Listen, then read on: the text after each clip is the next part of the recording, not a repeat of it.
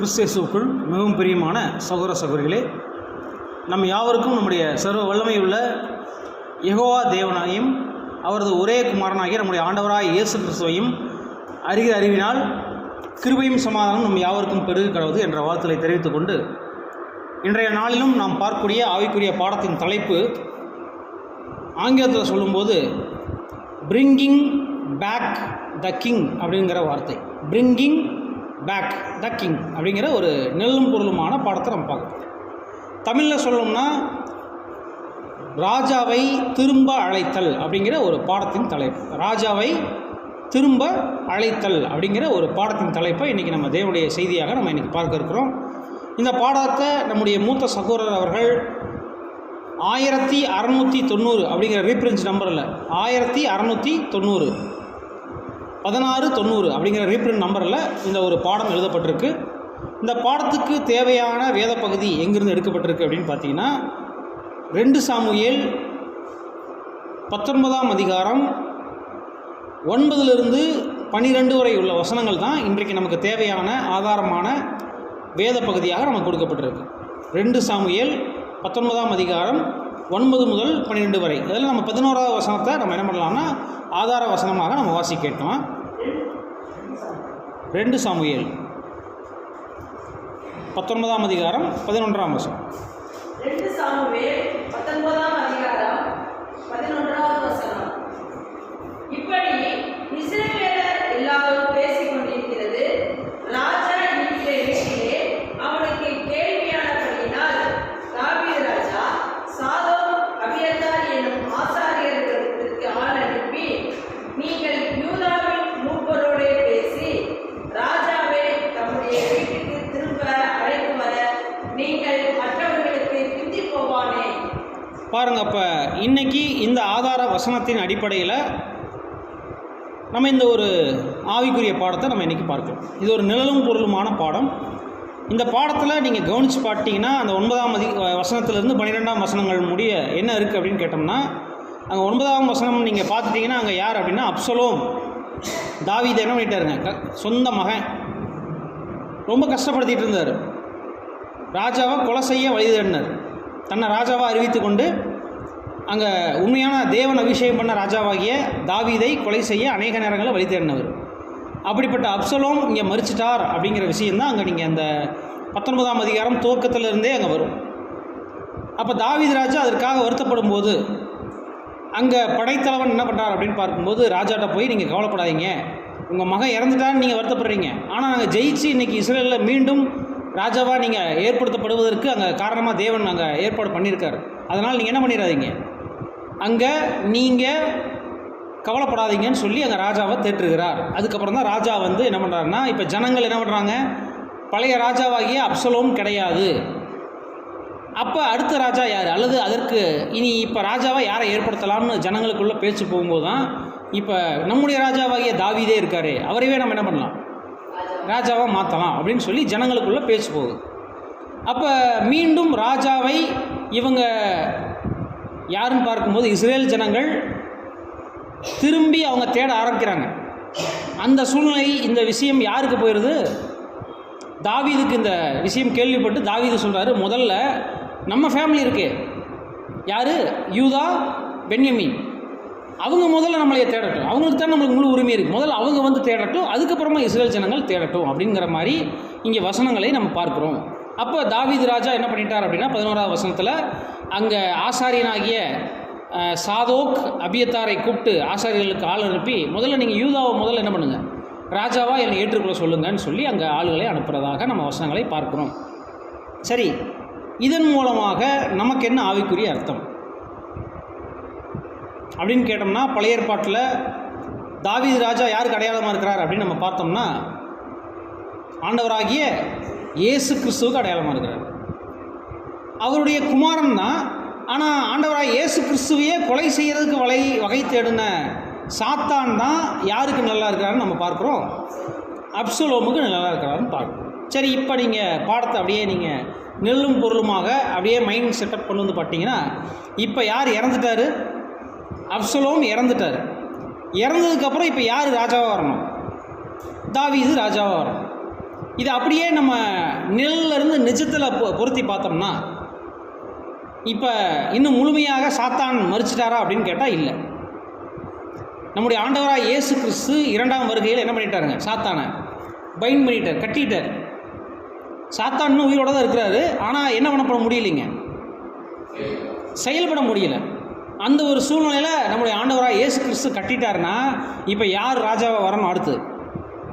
ஏன்னா நம்ம வசனங்களை பார்க்குறோம், இப்பிரபஞ்சத்தின் லோகாதிபதி அதிபதி யாருங்க? சாத்தான் கட்டப்பட்டாச்சுன்னா இப்போ யார் அடுத்து ராஜாவாக வரணும்? நம்முடைய ஆண்டவராக இயேசு கிறிஸ்து. அப்போ ஆண்டவராக இயேசு கிறிஸ்து ராஜாவாக வரணும்னா, ராஜாவாக வரப்போகிறாருன்னா இப்போ யார் முதல்ல போய் அழைக்கணும்?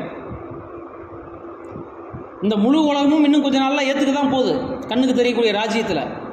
அதுக்கு முன்னாடி ஆண்டவராக இயேசு கிறிஸ்து என்ன விரும்புகிறாருன்னா, என் குடும்பம் ஒன்று இருக்குது, என் கோத்திரம் இருக்குது, அந்த கோத்திரம் முதல்ல என்ன பண்ணணும்? என்னைய ராஜாவாக என்னை ஏற்றுக்கொள்ளணும்னு நினைக்கிறார். இதுதான் பாடம், சிம்பிள். அப்படின்னா நம்ம புரிஞ்சுக்கலாம். இப்போ இஸ்ரேலுடைய சிந்தையை கொஞ்சம் நம்ம கவனித்து பார்க்கலாம். அந்த 9 மற்றும் 10 வசனங்கள் வாசிங்க. இஸ்ரேலுடைய சிந்தையை. இஸ்ரவேலுடைய சகல கோத்திரங்களிலும் உள்ள சகல ஜனங்களுக்குள்ளும் வாக்குவாதம் உண்டாகி, அவர்கள், ராஜா நம்முடைய சத்துருவின் கைக்கு நம்மை நீங்களாக்கி விட்டார், அவர்தானே பெலிஸ்தரின் கைக்கு நம்மை தப்பிவித்தார். இப்போதோ அப்சலோமுக்கு தப்ப தேசத்தை விட்டு ஓடிப்போனார். நமக்கு ராஜாவாக அபிஷேகம் பண்ணி வைத்த அப்சலோம் யுத்தத்திலே செத்தான். இப்போதும் ராஜாவை திரும்ப அழைத்து வராமல் நீங்கள் சும்மா இருப்பாயேன் என்று சொல்லிக் கொண்டார்கள். பாருங்க, இஸ்ரேல் ஜனங்கள் என்னன்னு சொல்லிட்டு இருக்கிறாங்க பாருங்க. அப்சலோம் இறந்துட்டாரு, ஆல்ரெடி நம்ம ராஜா இருக்காரு, நம்மளை பெலிஸ்தியர் கையிலிருந்து காப்பாற்றினவர். அப்போ அவரை நம்ம என்ன பண்ணலாம்? திரும்பி கூப்பிடலாமே அப்படின்னு சொல்லி இப்போ இஸ்ரேல் ஜனங்கள் தங்களுக்குள்ள பேசிட்டு இருக்கிறாங்க. அன்புக்குரிய சகோதர சகோதரிகளே, நீங்கள் கவனித்து பாருங்கள். நம்முடைய தாவீதை குறித்து சொல்லும்போது, தாவீது எத்தனை முறை அபிஷேகம் பண்ணப்பட்டவருங்க? 3 முறை அபிஷேகம் பண்ணப்பட்டவர். அந்த 3 அபிஷேகங்கள் ஆண்டவராக இயேசு கிறிஸ்துவின் 3 அபிஷேகத்தை அல்லது பிறப்பை குறிக்குது அப்படிங்கிறத நம்ம பார்த்துருக்கோமா இல்லைங்களா? முதலாவது பிறப்பு எங்கேங்க? லோகோஸாக, வார்த்தையானவராக அங்கே பிறந்திருக்கார். 2வது வந்து பார்க்கும்போது நம்முடைய ஆண்டவராக இயேசு கிறிஸ்து இந்த பூமியில் மாம்சத்தில் அங்கே பிறந்த ஒரு விஷயத்தை சொல்கிறாங்க. 3வது விஷயங்கள் பார்க்கும்போது ஆண்டவராக இயேசு கிறிஸ்து 3வது பிறப்பு எங்கன்னு பார்க்கும்போது திவ்ய சுபாவத்தில், ஆவியில் பிறக்கக்கூடிய அந்த விஷயத்தில் நம்ம பார்க்கணும். அப்போ இந்த 3 பிறப்புகளை அடையாளப்படுத்தக்கூடிய தாவீதும் கூட பார்க்கும்போது பிதாவாகிய தேவனால் 3 முறை அங்கே அபிஷேகம் பண்ணப்பட்டிருக்கிறார் அவருடைய தீர்க்கதரிசிகள் மூலமாக. இப்போ 3 முறை அபிஷேகம் பண்ணப்பட்ட தாவீது இப்போ எங்கே இருக்கார் அப்படின்னா, ஒளிமுக வாசலில் அங்கே வெயிட் பண்ணிட்டு இருக்கிறார். இப்போ என்ன ஆகணும்? ராஜாவாக ஏற்படுத்தப்படணும். அன்புக்குரிய சகோதர சகோதரிகளே, இப்போ ஜனங்கள் எல்லாருக்கும் புரிஞ்சிருச்சு, யார் கட்டப்பட்டாச்சு? அப்சலோம் என்ன ஆகிட்டாருங்க? மரிச்சு போயிட்டாரு. சாத்தான் என்ன பண்ணிட்டாருங்க? கட்டப்பட்டாச்சு. அப்படின்னா இனி கொஞ்ச நாளில் என்ன நடக்க போகுதுங்க? கண்ணுக்கு தெரியக்கூடிய ராஜ்யம் ஸ்டார்ட் ஆக போகுது. முழு உலகமும் இன்னைக்கு ஆண்டவராக இயேசு கிறிஸ்துவை அறிந்து கொள்ள போகிறாங்க. அதுக்கு முன்னாடி நம்முடைய ஆண்டவராக இயேசு கிறிஸ்து என்ன விரும்புகிறார் தெரியுங்களா? தன்னுடைய குடும்பத்தார் அவரை அழைக்கணும்னு விரும்புகிறார். மற்ற ஜனங்களை அழைக்கிறதுக்கு முன்னாடி தன்னுடைய குடும்பத்தார் அழைக்கணும்னு விரும்புகிறார். பாருங்கள், இங்கே இஸ்ரேல் ஜனங்களுடைய மனநிலை நம்ம கவனித்து பார்த்தோம். அவங்க எல்லாம் இப்போ ராஜாவை என்ன பண்ண போகிறாங்க? வெல்கம் பண்ண போகிறாங்க, அல்லது ராஜாவை திரும்ப கூப்பிட போகிறாங்க. வாங்க, எங்களுக்கு ராஜாவாக இருங்கன்னு இன்னும் நான் சொல்ல போகிறாங்க. இந்த சூழ்நிலை இன்றைக்கி இந்த உலகத்தில் இருக்கா இல்லையான்னு நீங்கள் கவனித்து பாருங்கள். இன்றைக்கி இந்த பூமியினுடைய ராஜா, அந்தகார லோகாதிபதி ஆட்சியில் இருக்கிறாரா அப்படின்னு கேட்டோம்னா என்ன சொல்லலாம்? இருக்கிறாருங்க. அப்போ ஆண்டவராக இயேசு கிறிஸ்துவும் என்ன பண்ணுறாருங்க? இயேசு கிறிஸ்து வந்துட்டாருனாலே அந்தகார லோகாதிபதிக்கு பவர் இல்லை, கட்டியாச்சுன்னா அந்தகார லோகாதிபதிக்கு இனிமேல் என்ன பண்ண முடியாதுங்க. இப்போ வாயை மூடி, கையை கட்டி, காலையும் கட்டி ஒரு சிங்காசனத்தில் குறை வச்சா என்ன ஆகும்? இனி அவர் ராஜான்னு சொல்ல முடியுமா? அவர் தாங்க ராஜா, ஆனால் அவரால் ராஜ்யபாரம் பண்ண முடியாது. அந்த நிலைமைக்கு இன்றைக்கி சாத்தான் என்ன பண்ணப்பட்டாருங்க, கட்டப்பட்டாச்சு. அந்த கால லோகாதிபதியாக இருந்தாலும் நம்முடைய ஆண்டவராய இயேசு கிறிஸ்துவினால் கட்டப்பட்ட நிலைமையில் இன்றைக்கு சாத்தான் இருக்கிறாரு. அப்படின்னா இந்த பூமியினுடைய அதிகாரப்பூர்வ ராஜா நம்முடைய ஆண்டவராக இயேசு கிறிஸ்து மட்டுமே அப்படின்னா சாத்தான் கிடையாது. இப்போ ஆட்சியில் யார் இருக்கிறார் அப்படின்னு கேட்டோம்னா நம்ம யாரை தான் சொல்ல முடியும்? பவர்ஃபுல் சர்வ வல்லமையுள்ள தேவனுடைய வலதுகரமாகிய இன்னைக்கு ஆண்டவராக இயேசு கிறிஸ்து வந்துட்டார். நம்புறீங்களா இல்லைங்களா? அதுலேயே ஏதோ சந்தேகம் இருக்கா பாருங்க. அப்போ ஆட்சியில் இன்னைக்கு யார் தான் இருக்கிறாருங்க? ஆண்டவராக இயேசு கிறிஸ்துவனுடைய 2ஆம் வருகையில் தான் அவர் தான் அங்கே ராஜாவாக விட்டிருக்கிறார். அப்படின்னா அவருடைய வரவுக்காக இந்த பூமி என்ன பண்ணிட்டு இருக்குங்க, எதிர்நோக்கி காத்திருக்குது. நீதி வாசம் செய்யக்கூடிய புதிய ராஜ்யத்துக்காகவும் புதிய ஆளுகைக்காகவும் இந்த பூமி என்ன பண்ணப்பட்டிருக்குங்க, காத்து கொண்டு இருக்கிறது. அன்புக்குரிய சகோதர சகோதரிகளே, அப்படின்னா இன்னைக்கு எல்லாரும் தங்களுடைய சொந்த திட்டங்களில் இந்த பூமி வேலை செஞ்சு கொண்டு இருந்தாலும் இன்னும் கொஞ்ச நாளில் நம்முடைய ராஜாவை எதிர்நோக்கி இந்த பூமி காத்து கொண்டு இருக்கிறது. அன்புக்குரிய சகோதர சகோதரிகளே, பாருங்கள், இன்றைக்கி வரையும் தங்களுக்குன்னு சின்ன சின்ன ராஜாக்களை அவங்க தேர்ந்து கொண்டாலும் உண்மையான ராஜாவை எதிர்நோக்கி இருக்காங்களா இல்லைங்களா? இந்த உலகமே இன்றைக்கி ஒவ்வொரு அரசாங்கத்தையும் நம்பிக்கொண்டு இருந்தாலும் இந்த அரசாங்கம் எல்லாமே இன்றைக்கி என்ன ஆகிட்டுருங்க, ஃபெயிலியர் ஆகிட்டுருக்கு. அப்போ உண்மையான ராஜ்யம் வரப்போகுதுன்னு அர்த்தமா இல்லைங்களா? அன்புக்குரிய சகோதர சகோதரிகளே, எல்லாமே இன்றைக்கி தோல்வியை நோக்கி தான் போயிட்டுருக்கு. இந்த உலகமே இன்றைக்கி ஒரு டெமாலிஷன் கண்டிஷனில் தான் இன்றைக்கி போயிட்டுருக்கு. அதாவது இன்னும் கொஞ்சம் நாளில் என்ன பண்ண போகுதுங்க, சுத்தமாக இடித்து புதுசாக கட்டக்கூடிய நிலைமைக்கு இன்றைக்கி போயிட்டுருக்கு. அன்புக்குரிய சகோதர சகோதரிகளே, சரி, அப்படின்னா இன்றைக்கி சில காலங்கள் நீங்கள் வரலாற்றை எடுத்து பார்த்தீங்கன்னா கொஞ்ச காலம் மதங்கள் ஆட்சி செஞ்சுது, அரசியல் ஆட்சி செஞ்சுது. இன்றைக்கி எல்லாம் கலந்து இன்றைக்கி ஆட்சி செய்யக்கூடிய அந்த இரும்பும் களிமண்ணும் இணைந்து ஆட்சி செய்யக்கூடிய அந்த ஒரு ஆட்சி முறை தான் இன்றைக்கி உலகத்தில் இருக்குது. ஏன்னா இன்றைக்கி அரசியல் நிற்கணும்னா சப்போர்ட்டுக்கு யார் வரணும்? ஒரு பக்கம் பொருளாதாரம் நிற்கணும், இன்னொரு பக்கம் மதம் நிற்கணும், சமுதாயம் நிற்கணும். இது மூணும் சப்போர்ட் பண்ணால் தான் அரசியல் நிற்கும். இல்லைன்னா அரசியல் என்ன ஆயிரும்? இன்றைக்கி ஒரு அரசியல் கட்சி ஜெயிக்கணும்னா யாரெல்லாம் சப்போர்ட் பண்ணணும்? பணம் சப்போர்ட் பண்ணுமா பண்ணக்கூடாதுங்களா? மதம் சப்போர்ட் பண்ணுமா பண்ணக்கூடாதுங்களா? மூணாவது சமுதாயம்னா போய் காலில் விழுந்து எங்களுக்கு ஓட்டு போடுங்க கேட்குறாங்களா இல்லைங்களா? அப்போ இந்த 3 அமைப்புகளும் சப்போர்ட் பண்ணாதான் அரசியல்ங்கிற ஒரு அமைப்பு என்னாகும், நிற்க முடியும். இன்றைக்கி அந்த அளவுக்கு வீழ்ச்சியை நோக்கி போயிட்டுருக்குது. ஒரு காலத்தில் பணம் தைரியமாக நின்றுச்சு, அரசியல் தைரியமாக நின்றுச்சு, மதம் தைரியமாக நின்றுச்சு, சமுதாயம் தனித்தனியாக இருந்தது. இந்த 4ம் சேர்ந்தால் தான் என்னங்க ஒரு உலகம் அப்படிங்கிற ஒரு அரசாங்கம் அப்படின்னு இருந்துச்சுன்னா, இன்றைக்கி எப்படி ஆயிடுச்சுன்னா எல்லாமே ஒன்று சார்ந்து நிற்கிது. ஒன்று விழுந்தா எல்லாமே விழுந்துடும். அப்படிப்பட்ட ஒரு சூழ்நிலைக்குள்ளே இன்றைக்கி போயிட்டுருக்குது. ஏன் அப்படின்னு கேட்டோம்னா, இன்றைக்கி இதெல்லாம் சாத்தானுடைய கண்ட்ரோலில் இருந்த ஒரு பவர். இந்த பவரையெல்லாம் தேவன் என்ன பண்ணிட்டாருங்க, விலை பண்ணிட்டார். நம்முடைய ஆண்டவராக இயேசு கிறிஸ்து 2ஆம் வருகையில் வந்து இன்றைக்கி விலை பண்ணிட்டார். சரி, இதனால் என்ன நன்மை? அரசியல், மதம், சமுதாயம், பொருளாதாரம் இது 4 விழுகிறதுனால என்ன நன்மை அப்படின்னு கேட்டோம்னா, இன்றைக்கி நல்லா கவனித்து பாருங்கள். அரசியல் ஸ்ட்ராங்காக இருந்ததுன்னா மற்றதையெல்லாம் அவங்க ஆட்சி செய்வாங்க. எதிர்த்து கேள்வி கேட்க கூட என்ன பண்ண முடியாதுங்க, கேட்க முடியாது.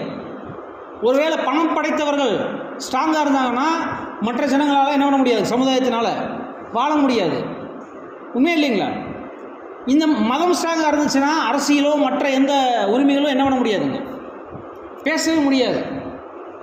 இல்லை ஒருவேளை சமுதாய மக்கள் புரட்சி இருந்துச்சுன்னா இப்போ அங்கே அரசியல் இருக்காது, பணம் இருக்காது, மதம் இருக்காது.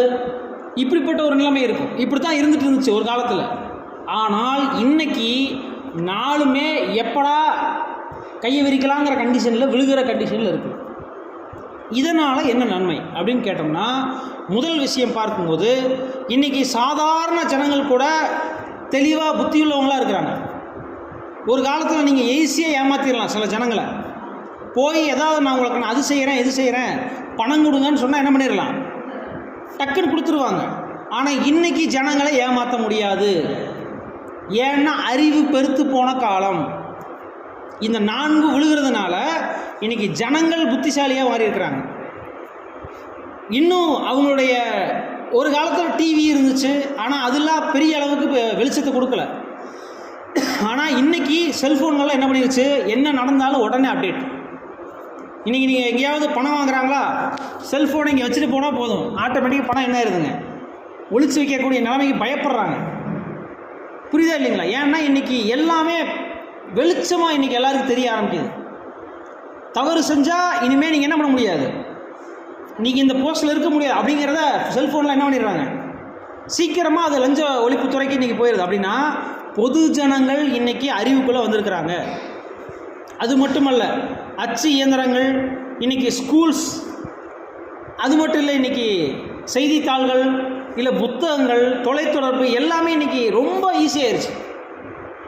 என்ன ஆயிடுச்சுங்க, ரொம்ப ஈஸியாகிடுச்சு. ஒரு காலத்தில் படிக்கிறதுனா இந்த வகுப்பார் தான் படிக்கணும்னு இருந்தது, உண்மையா இல்லைங்களா? ஆனால் இன்றைக்கி எல்லாருக்கும் கல்வி வந்துருச்சா இல்லைங்களா? இலவசமாக கொடுத்த காலம் போய் இன்றைக்கி படிச்சிங்கன்னா காசு தர்றேங்கிற அளவுக்கு என்ன ஆயிடுச்சுங்க, கவர்மெண்ட்டில் கொடுக்குறாங்களா இல்லைங்களா? இந்த அளவுக்கு என்ன ஆயிடுச்சு அப்படின்னா, இன்றைக்கி மற்ற 4 அமைப்புகள் விழ விழ விழ இன்றைக்கி என்ன ஆகுது அப்படின்னா, ஜனங்களுக்கு அறிவு பெருத்து போயிருச்சு. அன்புக்குரிய சகோதர சகோதரிகளே, அது மட்டும் இல்லை, உபத்திரவங்கள் கூட பெருகி போயிடுச்சு. உபத்திரவங்கள் சொன்னால் உலகத்தில் சொல்லும்போது வேலையில்லா திண்டாட்டங்கள், பசி, வறுமை, இது எல்லாமே இன்றைக்கி என்ன ஆயிடுச்சுங்க, பெருக துவங்கிருச்சு. அன்புக்குரிய சகோதர சகோதரிகளே, சரி, இது நடக்கும்னு சொல்லி நம்முடைய ஆண்டவராக இயேசு கிறிஸ்து முதல்லையே தீர்க்கதரிசனமாக எழுதியிருக்கிறாங்களா இல்லைங்களா? வாசிங்க, தானியேல் 12ஆம் அதிகாரம் 1ஆம் வசனம்.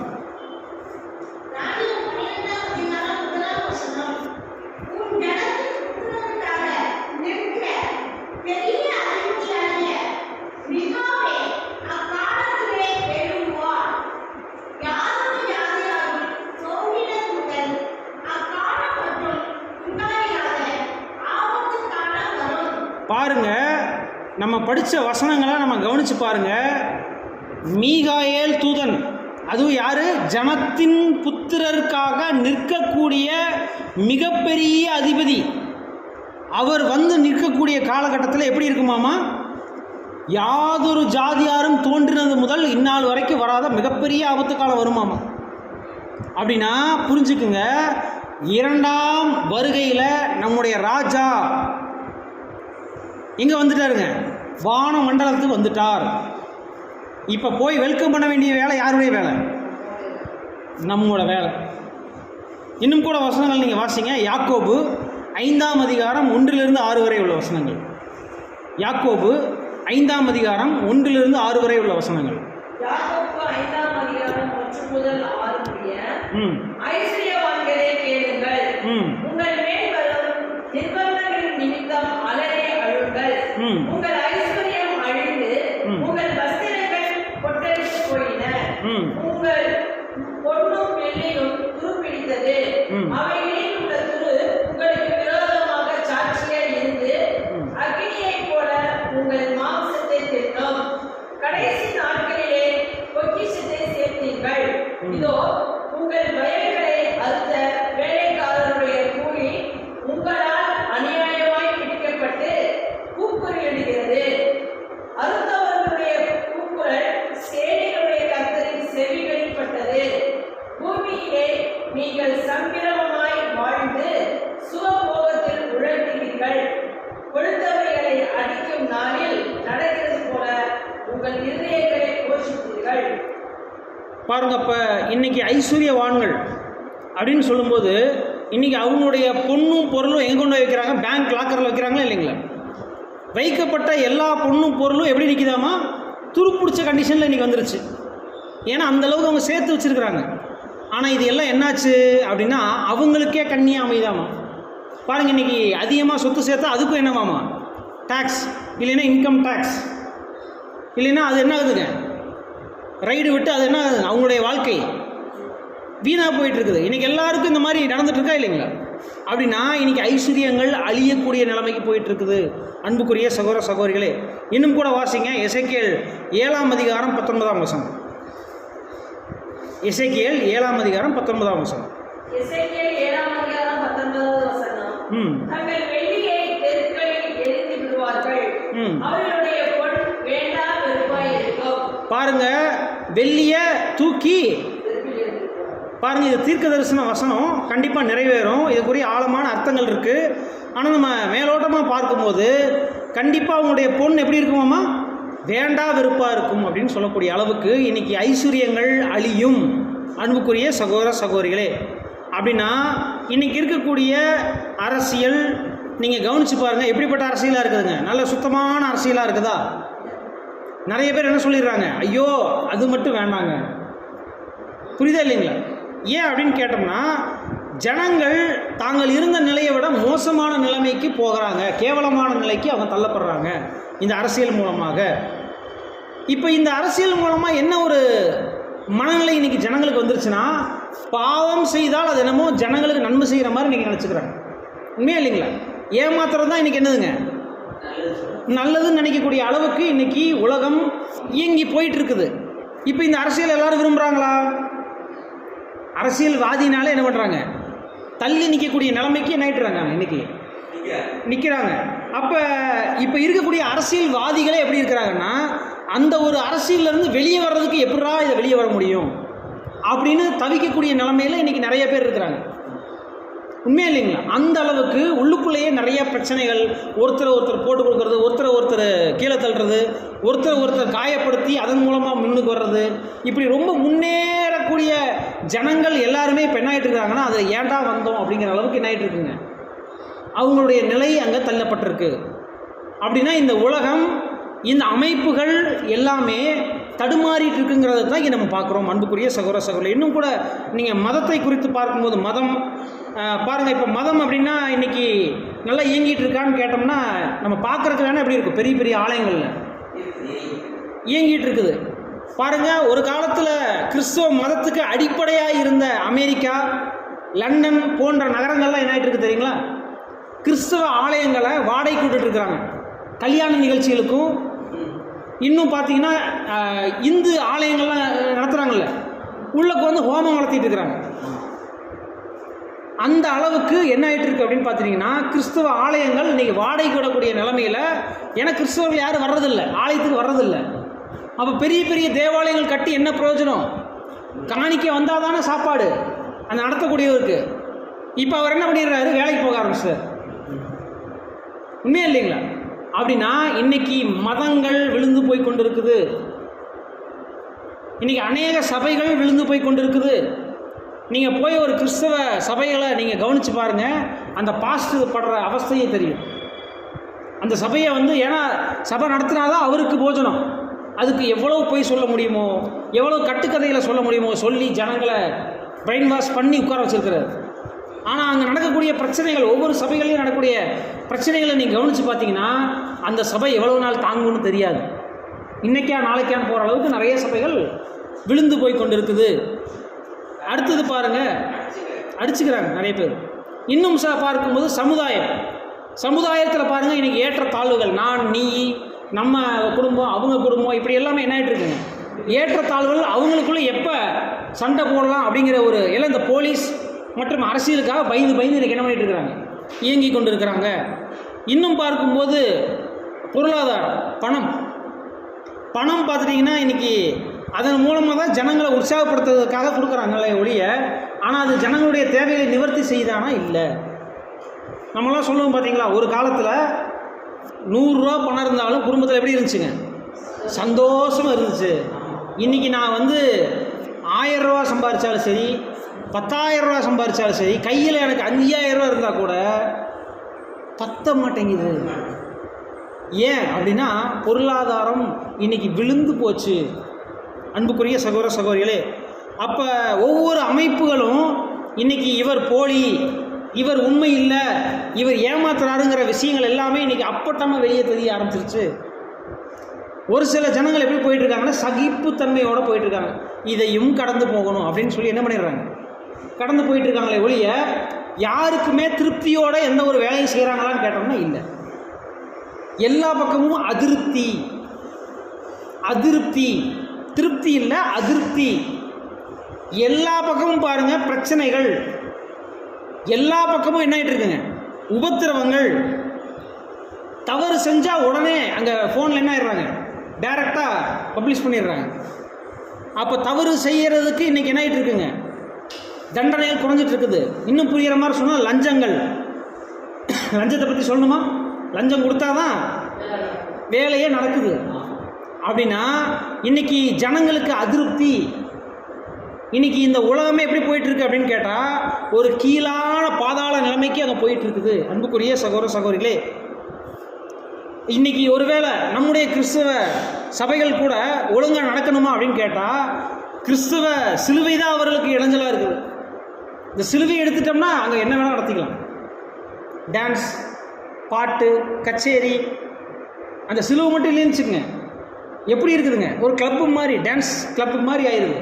இன்றைக்கி அந்த மாதிரி இன்றைக்கி அநேக சபைகள் ஒரு உச்சத்துக்கு போயிட்டுருக்கு. அப்படின்னா கீழே விழுகக்கூடிய மோசமான நிலைமைக்கு போயிட்டுருக்குது. இன்னும் சொல்லும்போது இந்த சபைகளை பற்றி சொல்லும்போது வஞ்சனைகள் மூலமாக நடத்துகிறாங்க, நம்ம முதலே பார்த்துட்டோம். இன்னும் சொல்லும்போது ஜனங்களுக்குள்ள கூட இருக்கிறவங்க மேலேயே நம்பிக்கை இன்மை அதிகரித்து வந்து கொண்டு இருக்குது. இன்றைக்கி புருஷன் மேலே பொண்டாட்டிக்கு நம்பிக்கை குறைஞ்சிட்டு வருதா இல்லையா?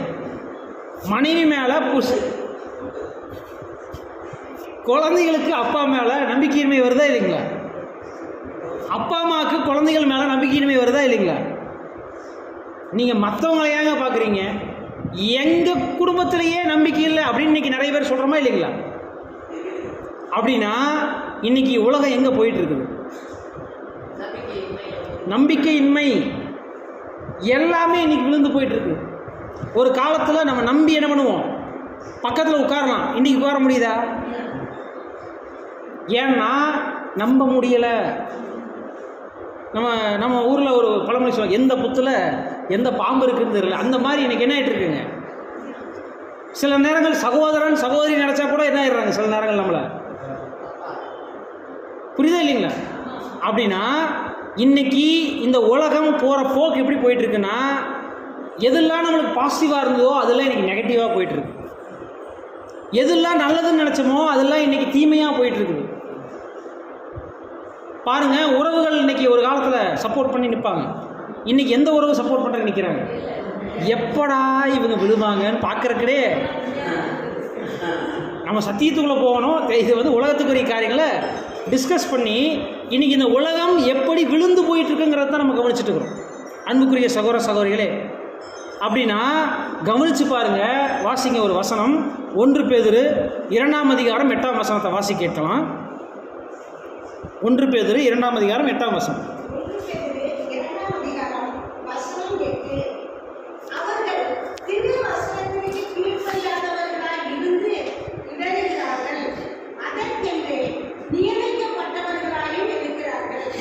பாருங்க, திருவசனத்துக்கு கீழ்ப்படியலைங்கிறது சரி, ஆனால் அதுக்குன்னே நியமிக்கப்பட்டவங்களா இருக்காங்களாமா.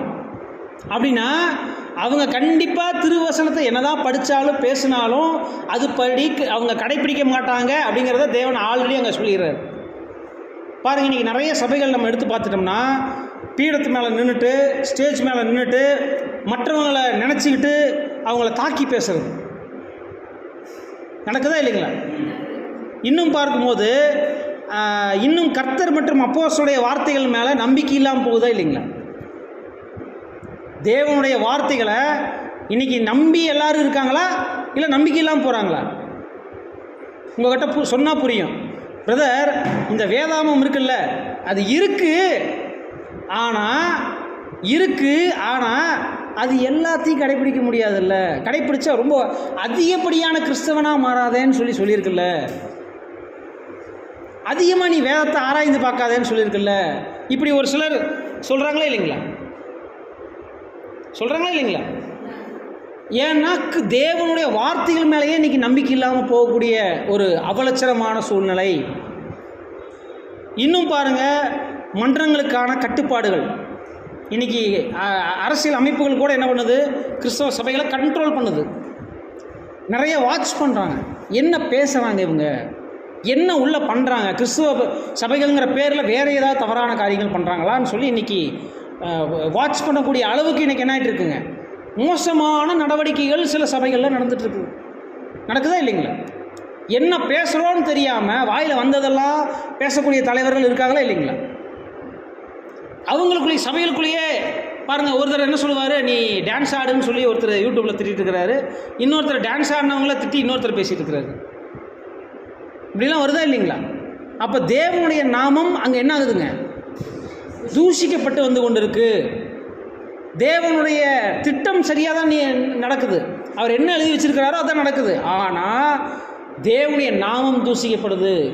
ஜனங்கள் இன்னைக்கு அறிவு பெருக்கெடுத்து போகுதோ இல்லையோ, துர் இச்சைகளும் சுயநலங்களும் இன்னைக்கு ஜாஸ்தியாகி இன்னைக்கு நடந்து கொண்டு இருக்கக்கூடிய காலங்கள் அதிகரிச்சிருக்குது. அன்புக்குரிய சகோதர சகோதரிகளே, பாருங்கள், இன்றைக்கி கர்த்தரை நினச்சி அவருடைய ஈடுபலியை நினச்சி வாழக்கூடிய வாழ்க்கையை விட நான் கரெக்டாக இருக்கிறேன், இது போதும், தேவனை நான் ரசித்தா ரசிக்கட்டும், இல்லைன்னா நான் இப்படியே இருந்துக்கிறேன், இப்படி எத்தனை பேர் சொல்கிறவங்கள நீங்கள் கேட்டிருப்பீங்க?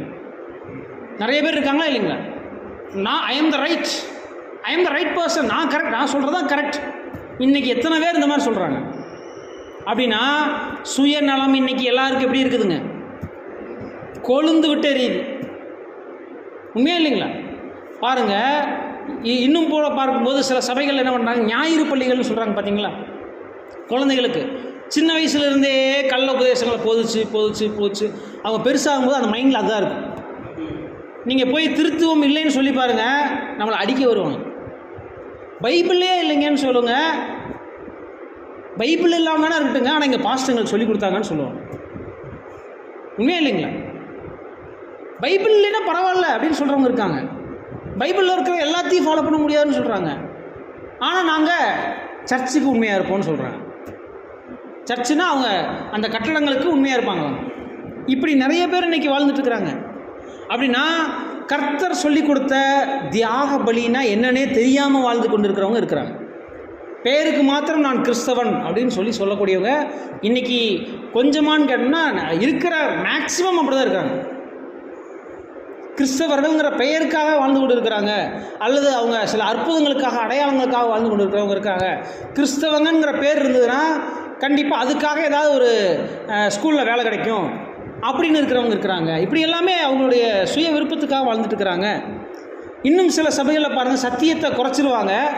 அவங்க என்ன தங்களுக்கு தேவைன்னா அதை அப்படியே அவங்க பயன்படுத்திக்குவாங்க அந்த வசனத்தை. இப்படி எல்லாமே அவங்க வாழ்ந்துட்டு இருக்கிறாங்க. ஆனால் தேவன் கொடுத்துருக்கிற சத்தியம் எப்படிப்பட்டது? தேவன் கொடுத்திருக்கிற சத்தியம் எப்படிப்பட்டது? வாசிங்க வசனம், 2 பேதுரு 1 அதிகாரம் 21 வசனம்.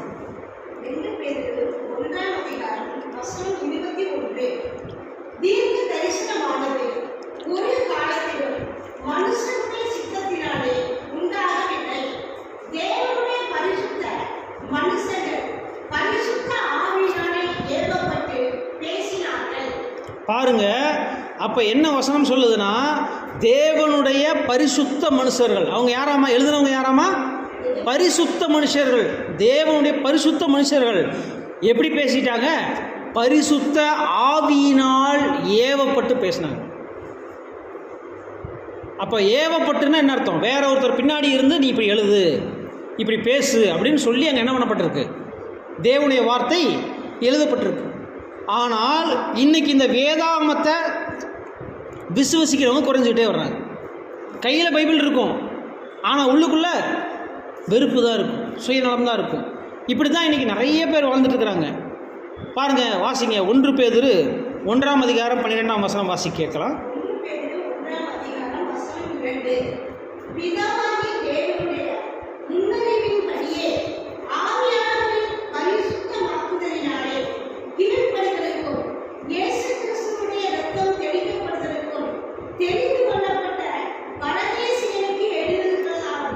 அப்படின்னா இனிமே நம்ம பேர் என்ன தெரியுங்களா? தெரிந்து கொள்ளப்பட்ட பரதேசிகள். தெரிந்து கொள்ளப்பட்ட பரதேசிகள் அப்படின்னா பிதாவாகிய தேவனால் நம்முடைய ஆண்டவராய் இயேசு கிறிஸ்துவின் ரத்தம் தெளிக்கப்படுவதற்காக தெரிந்து கொள்ளப்பட்ட பரதேசிகள். இப்போ நம்மளை பார்த்து சொல்கிறாரு, பரதேசின்னு சொல்லிட்டாரு, நம்மளை பார்த்து சொல்கிறாரு, ராஜாவை இந்த உலகம் அழைக்கிறதுக்கு தயாராகிட்டு இருக்குது. நீங்கள் தான் என் குடும்பம், நீங்கள் தான் என் உரிமை சொத்து. அப்படிப்பட்ட நீங்கள் ராஜாவை என்ன பண்ணுங்க, அழைக்கிறதுக்கு முதல்ல வாங்க அப்படிங்கிறது தான் இங்கே அங்கே தேவன் நம்முடைய ஆண்டவராக இயேசு கிறிஸ்து மூலமாக நமக்கு கற்றுக் கொடுக்கக்கூடிய பாடம். அன்புக்குரிய சகோதர சகோதரிகளே, நீங்கள் கூட வாசிங்க. அப்போஸ்தலர் 3ஆம் அதிகாரம் 19 முதல் 21 வரை நீங்கள் வாசிக்க கேட்கலாம். அப்போஸ்தலர் 3ஆம் அதிகாரம் 19 முதல் 21 வரை. அப்போஸ்தலர் 3ஆம் அதிகாரம் 19 முதல். ம் ஆனபடியினாலே கர்த்தருடைய சன்னிதானத்திலிருந்து இளைப்பாறுதலின் காலங்கள் வரும்படிக்கும் முன்னே குறிக்கப்பட்ட இயேசு கிறிஸ்துவை அவர் உங்களிடத்தில் அனுப்பும்படிக்கும் உங்கள் பாவங்கள் நிவர்த்தி செய்யப்படும் பொருட்டு நீங்கள் மனம் திரும்பி குணப்படுங்கள். உலக தோற்றம் முதல் தேவன் தம்முடைய பரிசுத்த தீர்க்கதரிசிகள் எல்லாருடைய வாக்கினாலும் உரைத்தவைகள் எல்லாம் நிறைவேறி தீரும் காலங்கள் வருமளவும் பரலோகம் அவரை ஏற்றுக்கொள்ள வேண்டும். பாருங்க, பரலோகம் அவரை ஏற்றுக்கொள்ள வேண்டும்னா அவர் பரலோகத்தில் இருந்த காலப்பகுதியை குறிக்குது. ஆனால் இப்போ அவர் என்ன பண்ணிட்டாருங்க, பரலோகத்தில் அங்கே இன்னும் தேவனோட உட்கார்ந்துருக்கிறாரா அப்படின்னு கேட்டோம்னா இல்லை. அவர் வானங்களில் இறங்கி வந்துட்டார். 2ஆம் வருகையில் என்ன பண்ணிட்டு இருக்காருங்க, வந்து ஆளுகை செய்கிறார் அப்படிங்கிற காரியங்கள் நம்ம பார்க்கும்போது இன்னைக்கு அவர்கிட்ட வந்துட்டார். ராஜாவாக வேலை செய்ய ஆரம்பிச்சிட்டார், அவருடைய ஆளுகையை ஆரம்பிச்சிட்டார். ஆனால் நம்ம என்ன பண்ண வேண்டியவங்களா இருக்கிறோம், ராஜாவை வாங்க ராஜாவேன்னு சொல்லி நம்மளை ஆளுகை செய்கிறதுக்கு அழைக்கணுமா வேணாங்களா? அதுதான் இன்றைக்கி நமக்கான ஒரு நம்மளுடைய ஊழியம் அல்லது வேலை. அன்புக்குரிய சகோதர சகோதரிகளே, இன்னும் கூட நீங்கள் வாசிங்க பாருங்கள். இப்போ எப்படிப்பட்ட சூழ்நிலை இருக்குங்கிறத நம்ம பார்க்குறோம். வெளிப்படுத்துதல் 7ஆம் அதிகாரம் 1 முதல் 3 வரை. வெளிப்படுத்துதல் 7ஆம் அதிகாரம் 1 முதல். இவைகளுக்கு பின்பு பூமியின் 4 திசைகளிலும் 4 தூதர்கள் நின்று பூமியின் மேலாவது சமுத்திரத்தின் மேலாவது ஒரு மரத்தின் மேலாவது காற்று அடியாதபடிக்கு பூமியின் 4 காட்சிகளையும் பிடித்திருக்க கண்டேன். ஜீவனுள்ள தேவனுடைய முத்திரை கோளுடைய வேறொரு தூதன் சூரியன் உதிக்கும் திசையிலிருந்து ஏறி வர கண்டேன். அவன் பூமியையும் சமுத்திரத்தையும் சேதப்படுத்துகிறதற்கு அதிகாரம் பெற்ற அந்த 4 தூதரையும் நோக்கி, நாம் நமது தேவனுடைய ஊழியக்காரரின் நெற்றிகளில் முத்திரை போட்டு தீரும் அளவும் பூமியையும் சமுத்திரத்தையும் மரங்களையும் சேதப்படுத்தாதிருங்கள் என்று மகா சத்தமிட்டு கூப்பிட்டார்.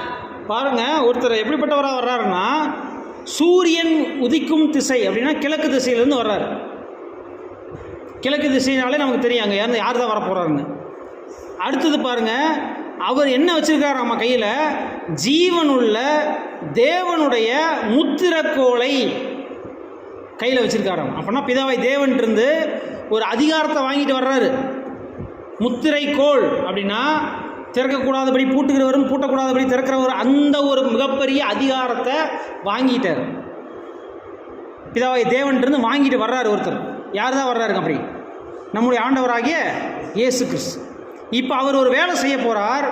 என்ன வேலை அப்படின்னு நீங்கள் கவனிச்சிங்கன்னா, நாம் நமது தேவனுடைய ஊழியக்காரர்களின் நெற்றிகளில் முத்திரை போட்டு தீருமளவும் நீங்கள் ஒரு 4 வகையான உபத்திரவங்களை நீங்கள் என்ன பண்ணியிருக்கிறீங்க, காற்றுகள் அப்படின்னு சொன்னால் அங்கே உபத்திரவங்களை அடையாளப்படுத்துது. அதை அவங்க கையில் பிடிச்சிட்டு இருக்கிறாங்க. இப்போ நீங்கள் நாளையும் விட்டுறாதீங்க, ஏன்னா அதுக்கு முன்னாடி எனக்கு ஒரு வேலை இருக்குது. என்ன வேலைன்னா, முத்திரையிட்டு தீருமளவும். அப்போ அந்த முத்திரை போட்டு முடிக்கிற வரையும் இந்த உபத்திரவம் என்ன பண்ணப்படலை இந்த பூமியில், இன்னும் அது வரலை. இந்த 4 அமைப்புகளும் இன்னும் முழுமையாக விழுகலை. ஏன் விழுகலைன்னா, இன்னும் முத்திரையிட்டு தீரவில்லை. ஒருவேளை முத்திரை போட்டாச்சுன்னா அவ்வளோதான். இந்த பூமியில் இருக்கக்கூடிய 4 அமைப்புகள் எல்லாமே என்ன இருப்பார், ஏன்னா மிகப்பெரிய உபத்திரவங்கள் இந்த பூமியில் வந்துடும். அப்படின்னா முத்திரையிடக்கூடிய அந்த ஒரு இறுதி பகுதிக்குள்ளே நம்ம இருக்கிறோம். அன்புக்குரிய சகோதர சகோதரிகளே, இந்த உலகமே பாருங்கள், ஒரு குழப்பத்திலையும் ஒரு கலவரத்துலையும் பயத்துலையும். இன்றைக்கி ஒன்றும் இல்லை, நம்ம குழந்தைகளை வீட்டில் விட்டு வெளியில் போயிட்டு வந்துருச்சுன்னா நம்பி தைரியமாக அனுப்புகிறோமா, போயிட்டு வாமா சந்தோஷமா அப்படின்னு நம்ம தைரியமாக அனுப்புகிறோமா? போகிறதுக்கு முன்னாடி எத்தனை தடவை சொல்லுவோம், போயிட்டு எனக்கு கூப்பிடுமா? ஏன் சொல்கிறோம்? பயம், நம்பி அனுப்ப முடியலை. இவ்வளோ காலம் நடந்து போயிட்டு இருந்தவங்க, வண்டியில் போயிட்டு இருந்தவங்க திருப்பி போயிட்டு வர்றதுக்கு நம்மளால் என்ன பண்ண முடியலைங்க, நம்பி அனுப்ப முடியலை. அவ்வளவு ஒரு மோசமான ஒரு கலவரமான இந்த பூமி. அன்புக்குரிய சகோதர சகோதரிகளே, இது ஏன் அப்படின்னு கேட்டால், இன்றைக்கி சாத்தானை கண்ட்ரோல் பண்ணப்பட்ட சாத்தானை இன்னைக்கு அதிகாரத்தில் நம்முடைய ஆண்டவராக இயேசு கிறிஸ்து வந்து அதிகாரத்தில் என்ன பண்ணியிருக்கிறாரு, இன்றைக்கி ஆளுகையை துவங்கி இருக்கிறார். அன்புக்குரிய சகோதர சகோதரிகளே, வாசிங்க சங்கீதம் 46ஆம் சங்கீதம் 3ஆம் வசனம். 3. சங்கீதம் 46 3ஆம் வசனம். அதின் ஜலங்கள் கொந்தளித்து பொங்கி அதின் பெருக்கினால் பர்வதங்கள் அதிர்ந்தாலும். பாருங்க, இது எதை குறிக்குது அப்படின்னா, இது ஒரு தீர்க்க தரிசனமாக எழுதியிருக்கிறார். அப்படின்னா பர்வதங்கள்லாம் இன்றைக்கி ராஜ்யங்கள் எல்லாமே இன்றைக்கி அதிர்ந்து, இன்றைக்கி இந்த பூமி எல்லாமே மிகப்பெரிய ஒரு ஜனங்கள் கொந்தளித்து அந்தளவுக்கு மோசமாக போயிருந்தாலும், இப்போ அடுத்த வசனத்தை வாசிங்க தொடர்ந்து. பாருங்க என்ன சொல்கிறாங்க, நாம் பயப்படோம். யாரை சொல்கிறாரு இங்கே? தாவீது சொல்கிறார் பார்த்தீங்களா. ஏன் ஃபேமிலி ஒருத்தங்க இருக்காங்க, அவங்க தான் முதல்ல வந்து என்னை இன்வைட் பண்ணணும்னு சொன்னார் பார்த்தீங்களா. அந்த ஃபேமிலி சொல்கிறாங்க நாம் பயப்படும். ஏன்னா இன்றைக்கி ராஜா கூட போய் யார் தான் சேர போகிறா, முத்திரையிடப்பட்டு யார் தான் போய் சேர போகிறா, நம்ம தான்.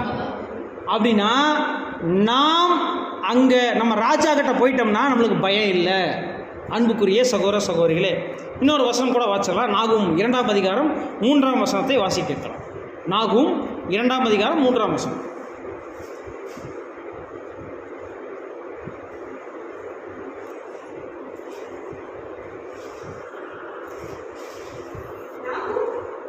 நாகும் 2ஆம் அதிகாரம் 3ஆம் வசனம்.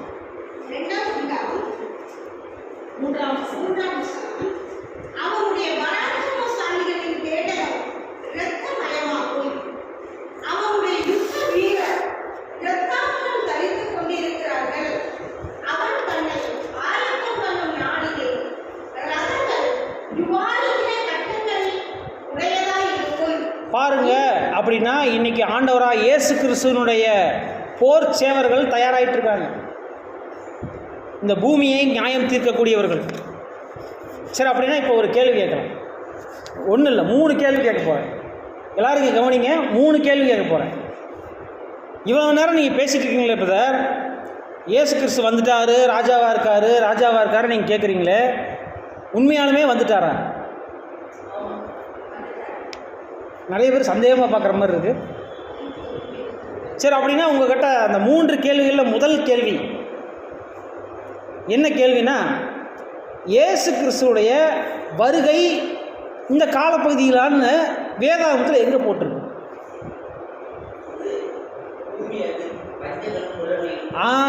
சூப்பர் அருமையான ஆன்சர் சொல்லிட்டாரு.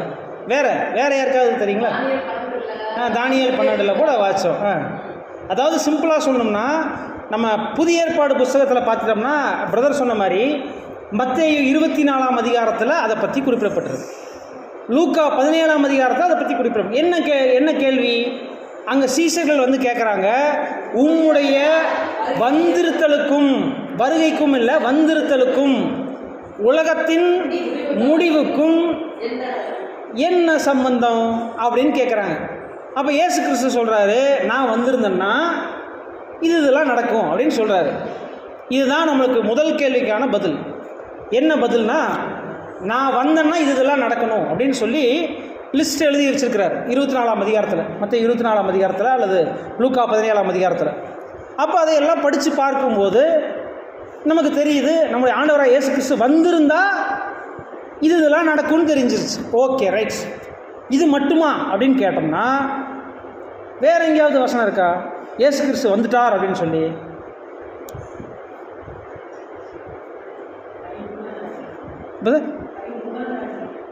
ஐந்து உலக ராஜ்யம் கரெக்டான ஆன்சர் சொல்கிறாங்க. எங்கன்னா 5ஆம் உலக பேரரசு, அந்த 5 ராஜ்யங்களும் ஒரு கைகளால் பெயர்க்கப்படாத கல் என்ன பண்ணுன்னா வந்து மோதி அவைகளை ஒன்றுமில்லாமல் பண்ணிடும், காற்று அவைகளை அடித்து கொண்டு போயிடும். அதுக்கடுத்து அந்த கல்லோ வென்றால் மிகப்பெரிய பர்வதமாகி பூமி எங்கும் நிரப்பிற்று. 5ஆம் உலக பேரரசு. இது கூட அருமையான ஒரு ஆன்சர் தான். சரி, அடுத்தது வேற எங்கேயாவது? முக்கியமான வசனத்தை நம்ம மறந்துட்டோமே. ஆமாம், வாசிங்க. எசேக்கியேல் 21ஆம் அதிகாரம் 25லிருந்து 27 வரை உள்ள வசனம். எசேக்கியேல் 21ஆம் அதிகாரம் 25லிருந்து 27 வரை உள்ள வசனம்.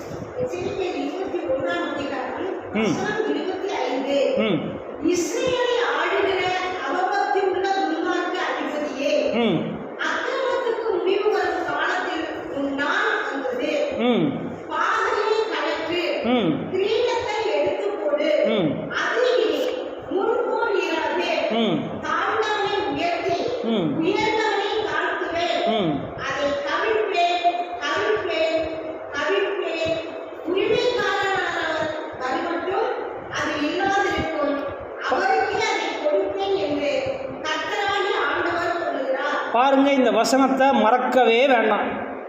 ஒருவேளை யாராவது கிறிஸ்துவை அறியாத அல்லது ஆண்டவராக இரண்டாம் வருகையை ஏற்றுக்கொள்ளாத யாராவது ஒரு சகோதரர் வந்து உங்கள்கிட்ட கேளுங்க, வசனம் இருக்கா சொல்லுங்கன்னு கேட்டாங்கன்னா இந்த வசனத்தை நீங்கள் அழகாக எடுத்துக்கலாம். ஏன்னா இது ஒரு தீர்க்க தரிசனம். அது என்ன தீர்க்க தரிசனம் அப்படின்னு கேட்டோம்னா, பாருங்கள் வசனம் என்ன சொல்லுது?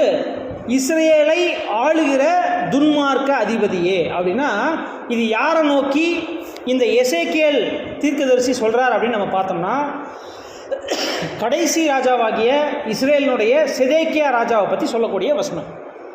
அப்போ செதேக்கியா ராஜாவை பற்றி என்ன சொல்கிறாருன்னா, உன் பாகையை கலற்று, உன் அக்கிரமத்துக்கு முடிவு கட்டும் நாள் வந்தது, உன் பாகையை கலற்று, கிரீடத்தை எடுத்து போடு, கவிழ்ப்பேன், கவிழ்ப்பேன், கவிழ்ப்பேன். அப்போ ஏன் இந்த 3 தடவை அப்படின்னு கேட்டோம்னா, இன்றைக்கி நம்ம கோர்ட்டில் கூட சொல்கிறாங்களே ஆர்டர் ஆர்டர் ஆர்டர், இதெல்லாம் எங்கேருந்து வந்துச்சுங்க?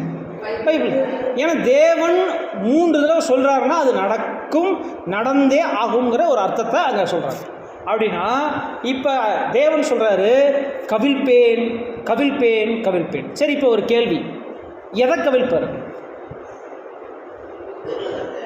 பொருளாதாரம் இல்லை, அரசாங்கம். அரசாங்கம், இஸ்ரேலுடைய அரசாங்கம். ஏன்னா ராஜா இனி இல்லை, அதை வந்து உரிமைக்காரனவற்றை தான் தருவேன். எதைய? உன்னுடைய ராஜ்யத்தை நான் கவிழ்த்துட்டேன்.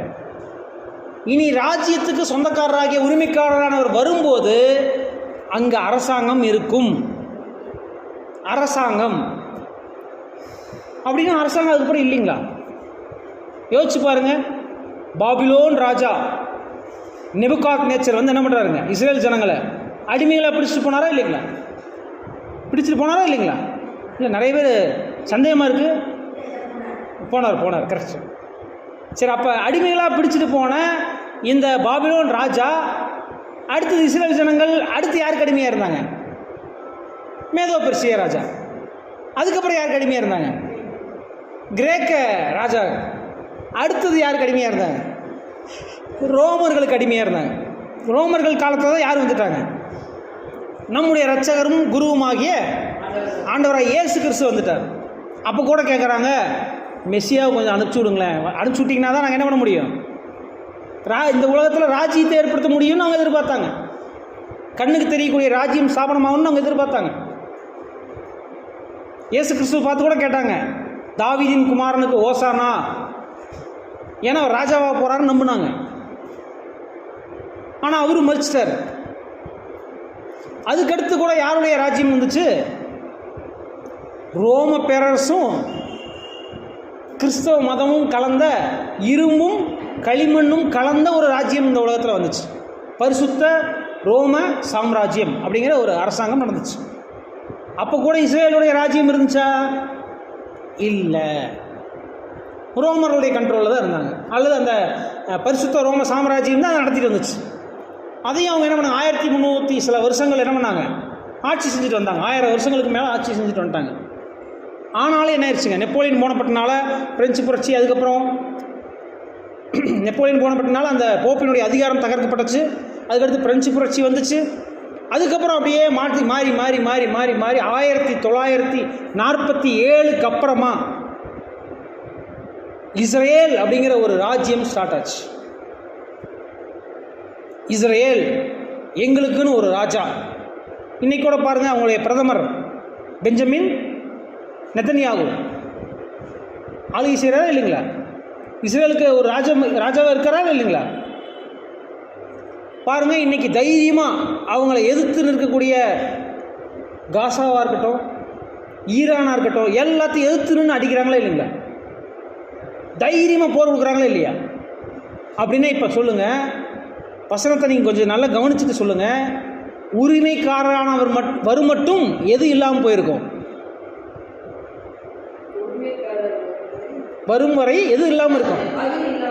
எது இல்லாமல் போயிருக்கும்? ராஜ்யம், ராஜ்யம், அரசாங்கம், ஆளுகை. இப்போ இந்த ஆளுகை இஸ்ரேலுக்கு திரும்ப கிடச்சிருச்சா இல்லைங்களா? கிடச்சிருச்சா இல்லைங்களா? அப்படின்னா ராஜா வராமல் எப்படி ஆளுகை கிடைக்கும்? ஒரிஜினல் ராஜா வந்திருக்கணுமா வந்துருக்கூடாதுங்களா?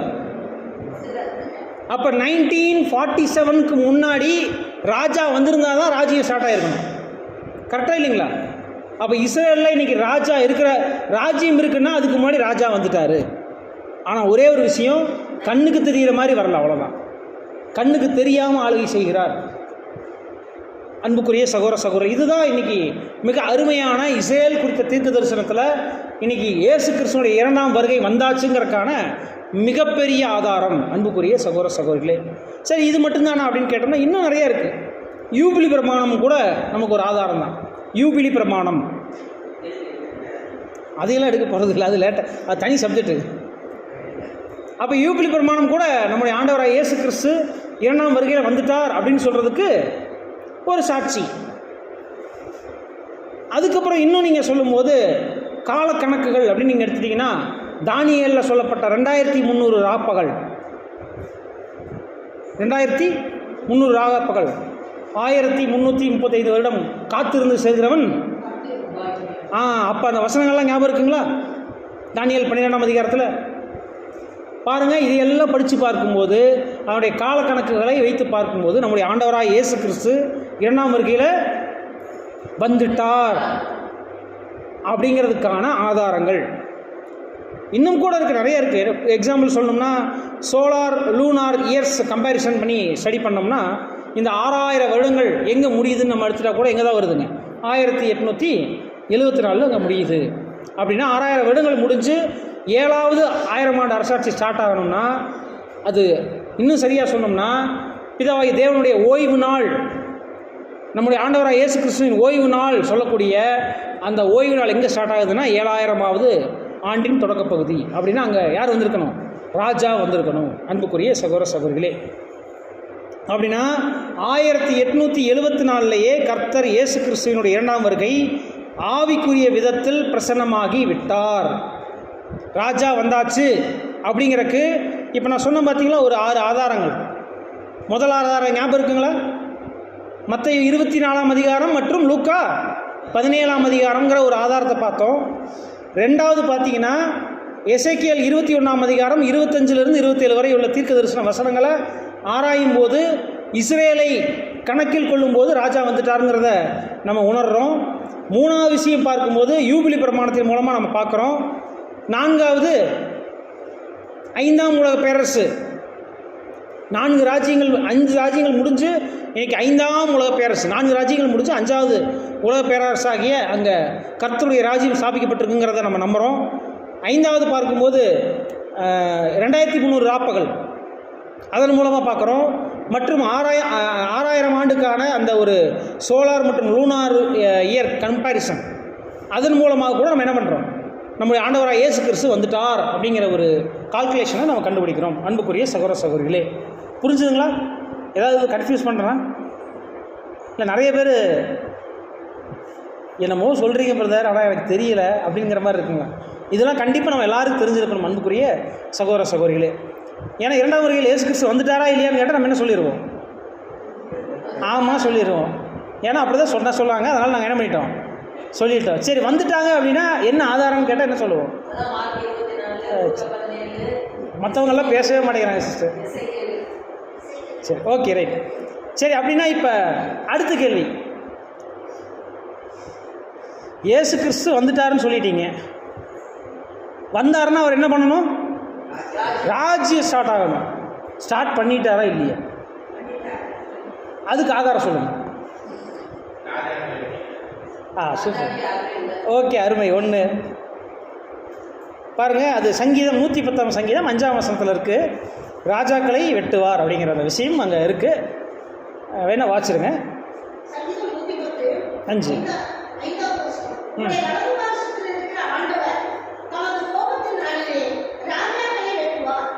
ரைட். அப்போ நம்ம இது ஒரு ஆன்சர் கண்டுபிடிச்சாச்சு.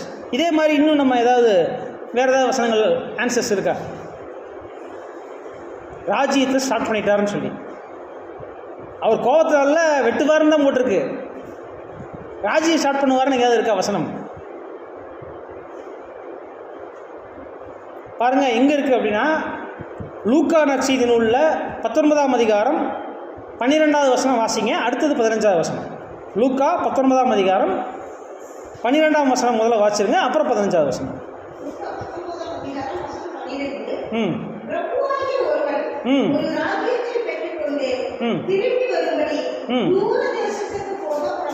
பாருங்க, தூர தேசம்னா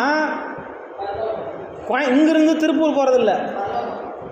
தூர தேசம்னா அப்படியே கடந்து ரொம்ப நாள் போகிறது. அது என்னென்னா பரலோகம். வெகு தூரம் பயணிக்கக்கூடிய ஒரு தூர தேசம்னா பரலோகம். அதிலே இப்போ 15வது வசனம் வாசிங்க. ஒரு நிமிஷம் 12 மறுபடியும் வாசிங்க.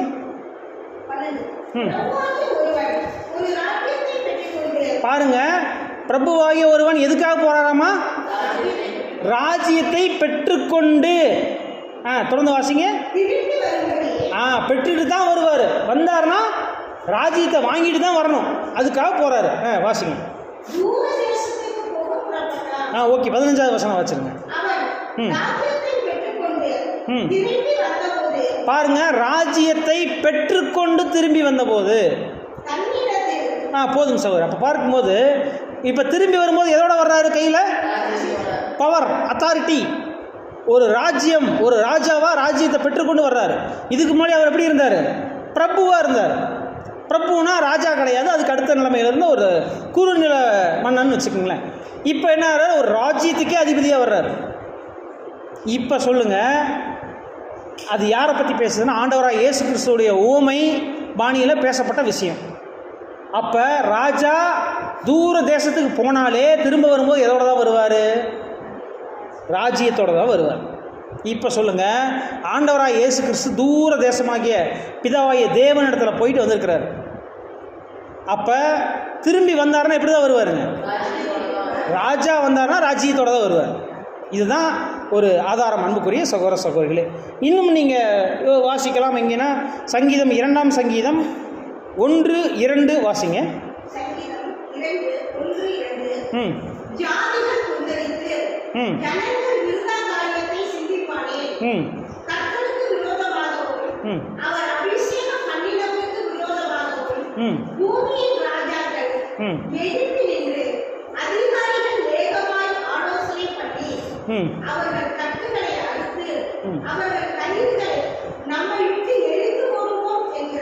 சரி, இப்போ இதில் 5வது வசனம் வச்சுருங்க.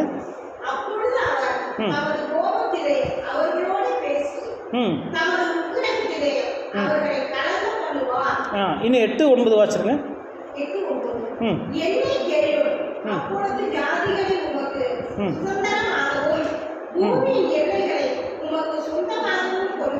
பாருங்க, தேவன் சொல்றாரு, என்ன கேளுங்க, நான் உங்களுக்கு சொந்தமாக கொடுக்க போறேன் அப்படிங்கிறத சொல்றாரு.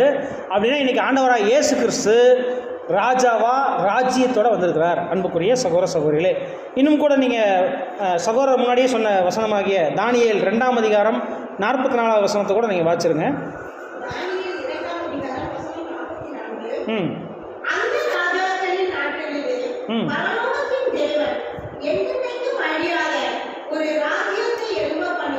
பாருங்க, அந்த ராஜாக்களின் நாட்களிலே அப்படின்னு சொல்லும்போது பரலோகத்தின் தேவன் என்றென்றைக்கும் அழியாத ஒரு ராஜ்யத்தை எழும்ப பண்ணுவார்னா, என்றென்றைக்கும் அழியாத ராஜ்யம். அது யாருடைய ராஜ்யம்னா, நீதி வாசம் செய்யக்கூடிய புதிய வானம் புதிய பூமியும் சொல்லக்கூடிய அங்கே 2 பேதுரு 3ஆம் அதிகாரம் 14வது வசனத்தில் சொல்லப்பட்ட இந்த வசனங்களை தான் அதை குறிப்பிடுது அப்படிங்கிறத நம்ம பார்க்குறோம். சரி, அப்போ புரிஞ்சுதுங்களா? இங்கே கூட நம்ம ஒரு 4 விளக்கங்களை பார்த்துட்டோம். ஒன்று என்னென்னா, லூக்கா நற்செய்தி நூலில் இருக்கக்கூடிய உவமை மூலமாக அங்கே ராஜா போனார்னா திருப்பி வரும்போது எதோட தான் வருவாருங்க, ராஜ்யத்தோடு தான் வருவாருங்கிற ஒரு ஆதாரத்தை பார்த்தோம். அது மட்டும் இல்லை, சங்கீதம் 2ஆம் சங்கீதம் அங்கே நம்ம 5ஆம் வசனம் 8ஆம் வசனம் 9ஆம் வசனத்தின் மூலமாக பார்த்தோம். மற்றும் சங்கீதம் 110ஆம் சங்கீதம் 5ஆம் வசனத்தில் பார்த்தோம். மற்றும் தானியேல் 2ஆம் அதிகாரம் 44ஆம் வசனத்திலையும் நம்ம பார்த்துட்டோம். அன்புக்குரிய சகோதர சகோதரிகளே, சரி, இப்போ 3வது கேள்வி ரொம்ப ஈஸியான கேள்வி, ஏன்னா இது வசனத்திலே இல்லை. இயேசு கிறிஸ்து ராஜ்யம் பண்ணுவார்னு நீங்கள் சொல்லிட்டீங்களே, சொன்னீங்களா இல்லைங்களா? நாங்கள் சொல்ல, வசனம் சொல்லிச்சு. சரி, அப்போ ராஜ்யம் அவர் ஸ்டார்ட் பண்ணிட்டாருன்னா அது ஏன் இன்னும் கண்ணுக்கு தெரியல? என் கண்ணுக்கு தெரியலப்பா. ஏன் தெரியல?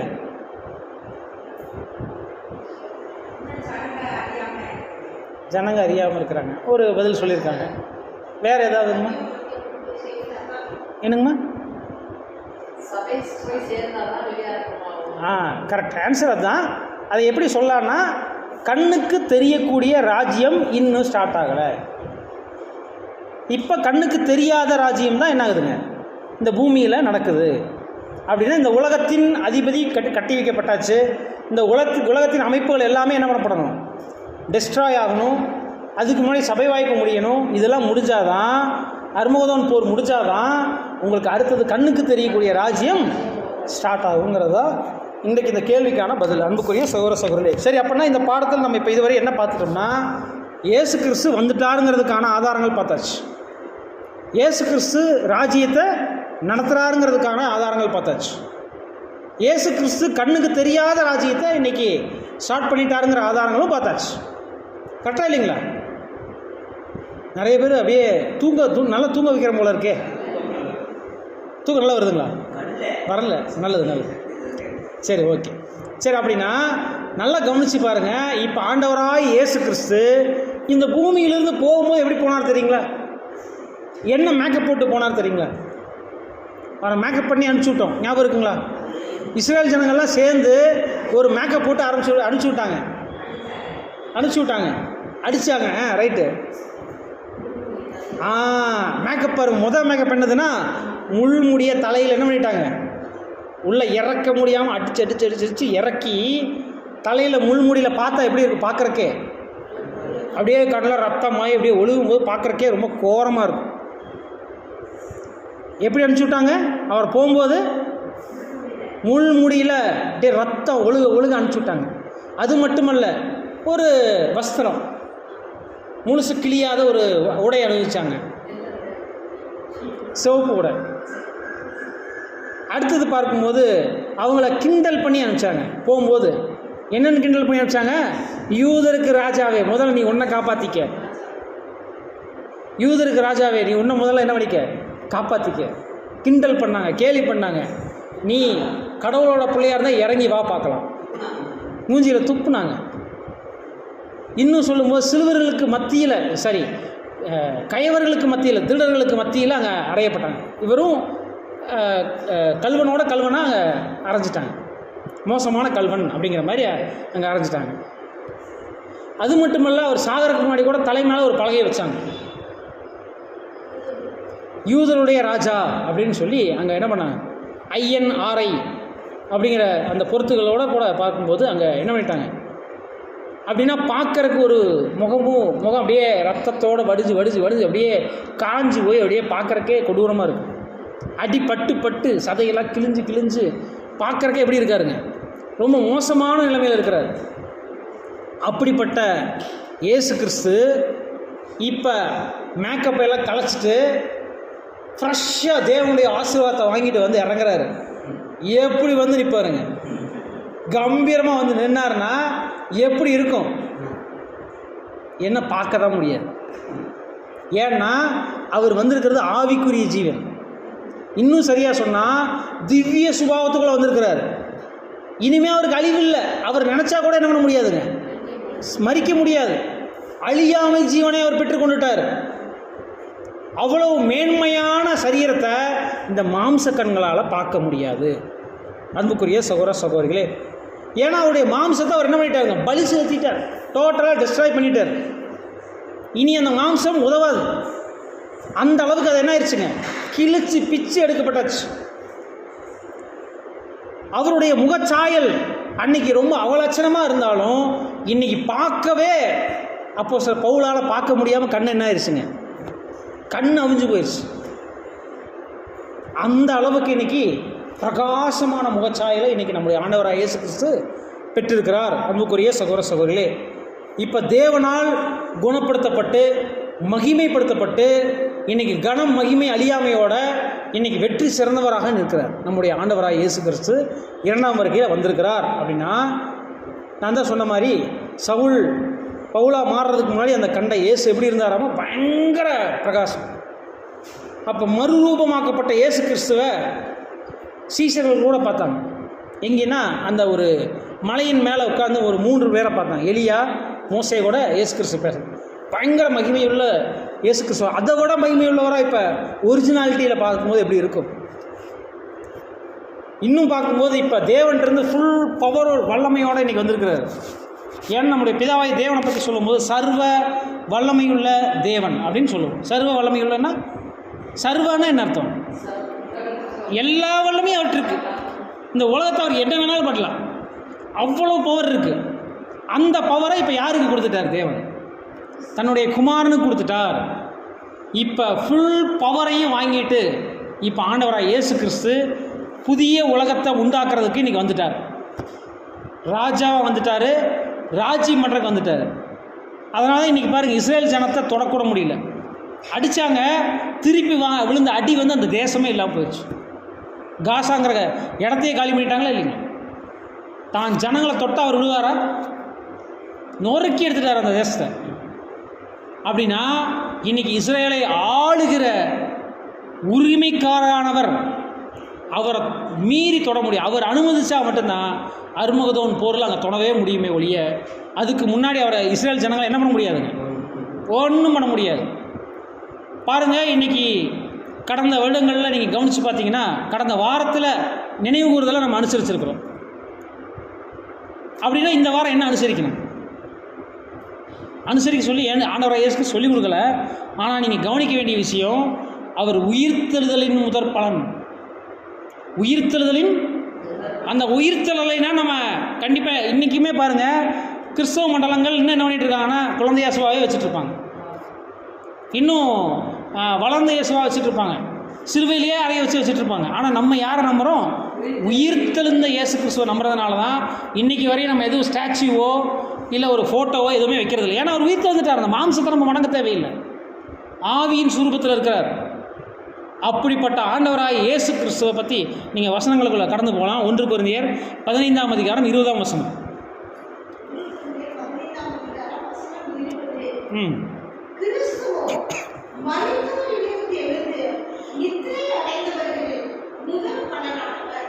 அதிலே 42லேருந்து 44 வரை வாசிருங்க.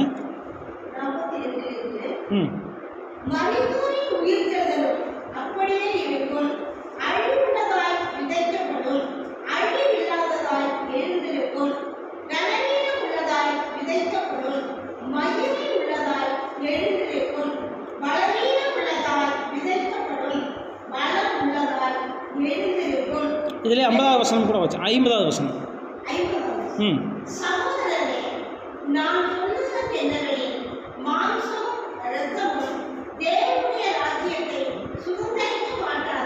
பாருங்க, இன்னைக்கு மாம்சமும் ரத்தமும் தேவனுடைய ராஜ்யத்தை அதை புரிந்திருந்த ஆண்டவர் என்ன பண்ணிட்டாருன்னா அதை இந்த பூமியிலேயே அழிச்சிட்டார், அழிவுக்கு ஒப்பு கொடுத்துட்டார்.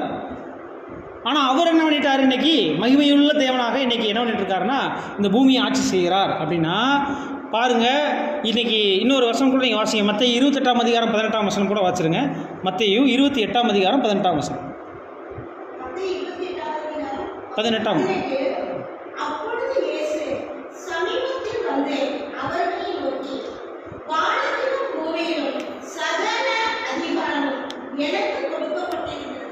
பாருங்க, வானத்திலும் அப்படின்னா இந்த பூமியின் ஆவிக்குரிய அரசாட்சியை அதனுடைய ஃபுல் பவரும் தேவன் எனக்கு கொடுத்துட்டார். அடுத்தது என்ன சொல்றாரு? பூமியிலும் அப்படிங்கிற வார்த்தை சொல்கிறார். பூமியிலும்னா இந்த பூமிக்குரிய அரசாங்கங்கள் எல்லாத்துக்கும் உரிய அதிகாரத்தை பிதாவாகிய தேவன் எனக்கு கொடுத்துட்டார் அப்படின்னு சொல்கிறார். அப்படின்னா வானத்திலும் பூமியிலும் சகல அதிகாரமும் எனக்கு கொடுக்கப்பட்டிருக்குன்னா எதுக்காக கொடுக்கப்பட்டிருக்கு? பழச முழுசாக டெஸ்ட்ராய் பண்ணிவிட்டு புதிய வானமும் புதிய பூமியையும் அவர் உண்டாக்க போகிறார். இந்த உண்டாக்க போகிற விஷயத்தில் தான் அவருக்கு ஹெல்ப்புக்கு இல்லை, கூட வந்து நிற்கிறதுக்கு நின்று பாருங்கள், வாங்க நீங்களும் ஒரு சில வேலைகள் செய்யுங்கன்னு சொல்லி நம்மளையும் அழைச்சிருக்கிறார். அந்த அழைப்புக்குள்ளே தான் இன்றைக்கி நாமளும் வந்திருக்கிறோம் அன்புக்குரிய சகோதர சகோதரிகளே. அப்படின்னா நாமும் இந்த மாம்சத்தை ஆண்டவராக இயேசு கிறிஸ்து போல அழிவதற்கு ஒப்பு கொடுக்கணும். ஒப்பு கொடுக்கும்போது தான் நாமும் மகிமைக்குரிய சுபாவத்தில் ஆண்டவராக இயேசு கிறிஸ்துவுடன் பங்கடைவோம். அப்போ தான் இந்த பூமியை என்ன பண்ண முடியும்? சீர்திருத்த முடியும். அதற்குரிய வாய்ப்பு நமக்கும் கொடுக்கப்பட்டிருக்கு அன்புக்குரிய சகோதர சகோதரிகளே. ஆனால் இன்றைக்கி இந்த பூமி எப்படி தான் இருக்குன்னு மறுபடியும் பார்க்குறோம். சுயநலம். இன்றைக்கி எல்லாருக்கும் சுயநலத்தில் தான் அவங்க ஓடிட்டுருக்கு. நான் நல்லா இருக்கணும், என்னுடைய குடும்பத்தாரை கூட நான் கவனிக்கிறது இல்லை. ஏன் நான் நல்லா இருக்கணும், என்னை யாரும் தொந்தரவு பண்ணக்கூடாது, என்னை யாரும் டிஸ்டர்ப் பண்ணக்கூடாது, என்னை யாரும் இப்படி தான் இன்றைக்கி நிறைய பேர் வாழ்ந்துட்டு இருக்கிறாங்க. அந்த சுயநலத்தை இன்றைக்கி நம்ம ஒரு வேளை பெற்றிருக்கிறோமா? இந்த பூமி எல்லாரும் வச்சுருக்காங்களா இல்லைங்களா சுயநலம்? அந்த சுயநலத்தை நம்ம வச்சுருக்கிறோமா? வச்சுருந்தீங்கன்னா கவனித்து பாருங்கள். அப்போஸ்தலர்கள் காலத்தில் சீஷர்கள் எல்லாரும் தங்களை பொதுவாக தங்களுக்குள்ளதை எண்ணி எல்லாத்தையும் விட்டு அப்போஸ்தலர்கள் பாதத்தில் வச்சு எல்லாத்தையும் பொதுவாக அவங்க வாழ்ந்து காமிச்சாங்க. அதுதான் உண்மையான கிறிஸ்தவம். அப்படிப்பட்ட ஒரு வாழ்க்கை வாழ்ந்தாதான் நம்முடைய ஆண்டவராக இயேசு கிறிஸ்துவனுடைய சீஷர்களாக அங்கே மகிமையில் ஒன்னஸில் நம்ம வாழ முடியும். இங்கேயே நம்ம ஒன்னஸ் இல்லை, ஒருமைப்பாடு இல்லை, ஒரு சகோதர ஐக்கியம் சரியாக இல்லை அப்படின்னா கண்டிப்பாக பரலோகத்தில் நம்மளாம் போய் ஒரு பிரயோஜனம் இல்லை. ஏன்னா இன்றைக்கி ஒருவேளை அப்போஸ்தலர்கள் அங்கே ஒன்னஸில் இருப்பாங்க, நம்ம மட்டும் எனக்குன்னு தனியாக எடுத்து வச்சுட்டு இருந்தோம்னா அங்கே பிதாவாகிய தேவன் செலெக்ஷன் தப்புன்னு அங்கே கண்டிப்பாக என்ன பண்ணிடுவார், நம்மளையே டிஸ்குவாலிஃபை பண்ணக்கூடிய காரியம் இன்றைக்கே நடக்கும். அன்புக்குரிய சகோதர சகோதரிகளே பாருங்கள், இன்றைக்கி நம்முடைய சுவிசேஷம் நீங்கள் வாசிக்கிறீங்கள, வசனத்தினாலே எங்களை பரிசுத்தமாக்கும். பரிசுத்தமாக்கும்னா நல்லா புரிஞ்சுக்குங்க. இன்றைக்கி நான் சுயநலம் உள்ளவன், பொறாமையுள்ளவன், பெருமையுள்ளவன், எனக்குள்ள இந்த உலகத்தின் ஆசாவாசங்கள் மாம்சத்தின் விருப்பங்கள் இருக்குன்னா இந்த சுவிசேஷம் எதற்காகனா சத்தியத்தினாலே பரிசுத்தமாக்குவதற்கு தான். கேட்டுட்டு இந்த காதலை வாங்கி இந்த காதலை விட்டுட்டு போகிறதுக்கு இல்லை, பரிசுத்தம் அடைவதற்காக தான், தேவனுடைய புத்திரராக நாம் வாழ்வதற்காக தான் தேவன் அவருடைய சத்திய ஆவிய, பரிசுத்த ஆவிய, சத்தியத்தை நமக்கு கொடுத்து நம்மளை ஒவ்வொரு நாளும் வழிநடத்துகிறார். அப்படிப்பட்ட சத்தியத்தை பெற்றுக்கொண்ட நம்முடைய சுயநலத்துக்காக வாழாமல் நம்முடைய அப்போஸ்தலர்கள் ஆண்டவராக இயேசு கிறிஸ்து பிதாவாய் தேவன் நமக்கு என்ன கற்றுக் கொடுத்துருக்கிறாங்களோ அப்படிப்பட்ட வேத வசனங்களின் அடிப்படையில் நம்ம வாழ்ந்தோமானால் கண்டிப்பாக நாம் கூட என்ன பண்ணலாம், இந்த பரிசுத்தத்தை அடையலாம். பரிசுத்தத்தை அடைஞ்சாதான், ஏன்னா நம்ம எப்படி தான் ஜெபம் பண்ணணும், நமக்கு வசனம் கற்றுக் கொடுக்குறீங்களா? பிதாவாகிய தேவனை ஆவியோடும் உண்மையோடும் தொழுது கொள்ளணும். இன்றைக்கி நம்முடைய ஆண்டவராக இயேசு கிறிஸ்துவை நம்மளால் கண்ணில் பார்க்க முடியலைன்னா நம்ம இன்னும் மாம்சத்தில் தான் இருக்கிறோம். ஆவிக்குரிய விசுவாசத்தில் தான் நம்முடைய ஆண்டவராக இயேசு கிறிஸ்துவை பார்க்க முடியும். அப்படின்னா நம்ம அவரை பார்த்தா தான் நம்ம என்ன பண்ண முடியும், அவரைய வாங்க என்னுடைய ஆண்டவரேன்னு சொல்லி நம்ம என்ன பண்ண முடியும், அழைத்து தேவனுடைய ஆலயமாகிய நம்முடைய இருதயத்தில் அவரை குடி வைக்க முடியும். அன்புக்குரிய சகோதர சகோதரிகளே, இந்த பூமியில் அவர் ஆளுகை செய்கிறதுக்கு முன்னாடி நம்முடைய இருதயத்தை ஆளுகை செய்கிறதுக்கு நம்மளை நாம் ஒப்பு கொடுக்கணும்னா வசனமே சத்தியம், வசனத்தினாலே எங்களை பரிசுத்தமாக்கும். அப்படின்னா கேட்டுட்டு அப்படியே எந்திரிச்சு போகிறதுக்கு பேர் நீங்கள் வர்றது வேஸ்ட்டு, சத்தியம் கேட்குறது வேஸ்ட்டு.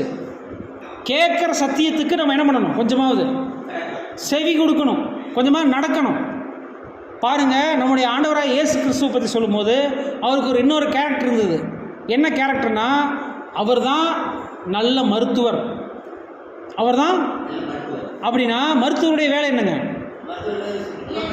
குணப்படுத்துறது. கரெக்ட். அப்படின்னா நம்மளுக்கு இருக்கக்கூடிய எல்லா காயங்களையும், மனசுக்குள்ளே ஏதாவது பிரச்சனைகள் இருக்குங்களா, காயங்கள் இருக்குங்களா, உங்களுக்குன்னு சொல்லி அழுக சொன்னால் நீங்கள் எவ்வளோ நேரம் அழுவீங்க? நாள் முழுக்க அழுவீங்களா, அழுக மாட்டீங்களா? அவ்வளோ கஷ்டங்கள் இருக்கா இல்லைங்களா? இருக்குது. அப்படின்னா உங்களை குணப்படுத்துறதுக்கு ஒரே ஒருத்தர் தான் இருக்கார், ஆண்டவராகிய இயேசு கிறிஸ்து, நம்முடைய குருவாகிய இயேசு கிறிஸ்து. அவரை மட்டும் நீங்கள் உங்களுக்குள்ளே வர வச்சுட்டிங்கன்னா நீங்கள் குணமாயிருவீங்க. ஏன்னா உங்கள் வீட்டுக்குள்ளே மருத்துவர் வந்துட்டாருன்னா நீங்கள் குணமாயிருவீங்க.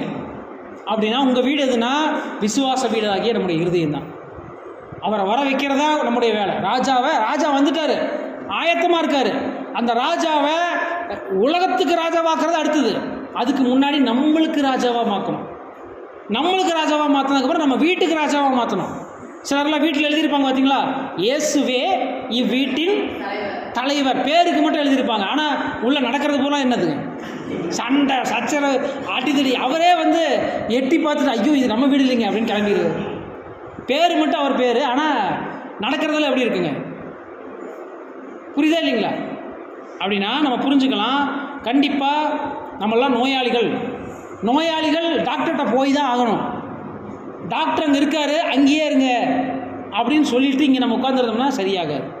டாக்டர் நம்மளை தொட்டு குணமாக்கினா மட்டும்தான் நமக்கு என்ன ஆக முடியும், சரியாக முடியும். அன்புக்குரிய சகோதர சகோதரிகளே, நம்ம உடைந்து போன எலும்புகளாக இருந்தால் கூட கண்டிப்பாக அவர் குணப்படுத்துவார். அதுக்கு ராஜாவாகிய நம்முடைய டாக்டர் வரணும், நம்மளை மருத்துவம் பார்த்தா தான். மருத்துவம் பார்க்கும்போது சில நேரம் வலி வரும். ஊசி போட்டாருன்னா வலி வருமா வராதுங்களா? கண்டிப்பாக வலிக்கும். ஆனால் நம்மளை குணமாக்குறார். அன்புக்குரிய சகோதர சகோதரிகளே, நம்முடைய காயங்கள் கட்டணும்னா நம்ம ராஜாவை நமக்குள்ள திரும்ப அழைக்கணும். அதுதான் இன்றைக்கி இந்த பாடத்தில் நம்ம கற்றுக்கொள்ளக்கூடிய விஷயங்கள். அன்புக்குரிய சகோதர சகோதரிகளே, அப்படின்னா இன்றைக்கி நம்முடைய பாடம் என்னதான் மறுபடியும் சொல்கிறேன், ராஜாவை திரும்ப அழைத்தல் அப்படின்னு சொன்னால், இன்றைக்கி ராஜா 2ஆம் வருகையில் வந்துட்டார். வந்துவிட்ட ஆண்டவராக இயேசு கிறிஸ்துவை இன்றைக்கி நம்முடைய உள்ளங்களில் ஏற்றுக்கிட்டாதான். ஏன்னா இன்றைக்கி இயேசு கிறிஸ்துவோடைய வாழ்க்கையில் வாழ்ந்துட்டு இருக்கும்போது எல்லாரும் ராஜ்யம் எப்போ வரும் அப்படின்னு கேட்டுட்டு இருந்தாங்க. இயேசு கிறிஸ்து என்ன சொன்னார் தெரியுங்களா? ராஜ்யம் உங்களுடைய இருதயத்தில் பிரதியட்சமாக இருக்குதுன்னு சொல்லிட்டார். ராஜ்யம் உங்களுக்குள்ள வந்துருச்சே அப்படின்னு சொல்லிட்டார். அப்படின்னா முதல்ல ராஜ்யம் எங்கே வரணும்? இந்த உலகத்தில் வரணும்னு நம்ம தேடி பார்க்காம, அப்படியே நான் சொன்னேன் பார்த்தீங்களா, நான் இன்னும் கண்ணுக்கு தெரியவே இல்லையே அப்படி நம்ம பார்க்காம நமக்குள்ளே வரணும். ஆண்டவராக இயேசு கிறிஸ்து எனக்குள்ளே வரணும் அப்படிங்கிற சிந்தை இருந்தால் தான், எனக்குள்ளே வந்த இயேசு கிறிஸ்து தான் அதுக்கப்புறம் எங்கள் வீட்டுக்குள்ளே வருவார். எங்கள் வீட்டுக்குள்ளே வந்தவர் தான் அடுத்து எங்கள் ஊரையே மாற்றுவார். ஊரையே மாற்றின இயேசு கிறிஸ்து அடுத்து என்ன வருவார்? மாவட்டத்தை மாற்றுவார். மாவட்டத்தை மாற்றினவர் தான் இந்த உலகத்தையே மாற்றுவார். அன்புக்குரிய சகோதர சகோதரர்களே, முதல்ல நான் மாறணும். நான் மாறுறதுக்கு மருத்துவராகிய அவர் ராஜாவை கூப்பிட்டோம்னா மட்டும்தான் நான் குணமாக முடியும். நான் குணமானால் தான் அவர் கூட சேர்ந்து மற்றவங்களையும் நான் என்ன பண்ண முடியும், குணப்படுத்த முடியும். அப்படிங்கிறது தான் இன்றைக்கி இந்த பாடத்தினுடைய மையக்கரு. அன்புக்குரிய சகோதர சகோதரர்களே, அப்போ ராஜாவை திரும்ப அழைக்கிறதுக்கு தயாராக இருக்கீங்களா இல்லைங்களா? யாருமே இல்லை போல இருக்குது, சத்தத்தையே காணோம். திரும்ப அழைக்கிறதுக்கு ஆயத்தமாகும். அதுதான் இன்றைக்கி பாடம். தேவன் தாமே மகிமைப்படுவாராக. ஆமென்.